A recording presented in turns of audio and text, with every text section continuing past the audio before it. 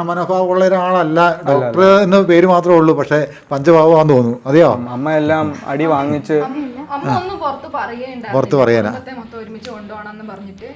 ഇതിപ്പോ ഞങ്ങള് പ്രതികരിക്കാൻ തുടങ്ങിയപ്പോ പോലും അമ്മയ്ക്ക് അങ്ങ് വിശ്വസിക്കാൻ പറ്റുന്നുണ്ടായിരുന്നില്ല. അതൊരു സ്വന്തം ഭർത്താവാണല്ലോ എന്നുള്ള രീതിയിലായിരുന്നു അമ്മ നിന്നോണ്ടത്. പിന്നെയാണ് ഒട്ടും പറ്റാതെ ആയി കഴിഞ്ഞപ്പോഴാണ് ഞങ്ങളെ കൊല്ലും എന്നുള്ള രീതിയിൽ വന്നപ്പോഴാണ്.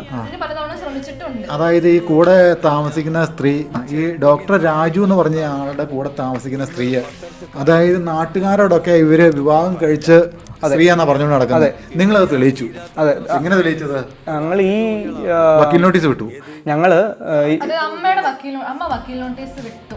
അപ്പം ആള് തിരിച്ചിങ്ങോട്ടേക്ക് ഈ പുള്ളിക്കാരി ഇങ്ങോട്ടേക്ക് ഈ വക്കീൽ നോട്ടീസ് വിട്ടപ്പോ ഈ കൂടെ താമസിക്കുന്ന ആരാണെന്ന് അറിയണം എന്ന് ക്ലിനിക്കിലേക്കും അതുപോലെ വീട്ടിലേക്കും നമ്മുടെ അഡ്വക്കേറ്റ് അങ്ങോട്ട് നോട്ടീസ് വിട്ടു. അപ്പൊ പുള്ളിക്കാരി എഴുതിയിട്ടുണ്ട് ഫാമിലി ഫ്രണ്ട് ആണ്, ഭാര്യ എന്ന് എഴുതിയിട്ടില്ല.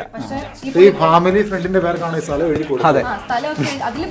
അപ്പൊ ഇത് ഈ ആളെ വഞ്ചിച്ചിട്ട് ഈ സ്ത്രീ കടന്നു കളയാൻ സാധ്യതയില്ല, വേണമെങ്കിൽ കൊല്ലാൻ വരെ സാധ്യതയില്ലേ? ഉണ്ട്.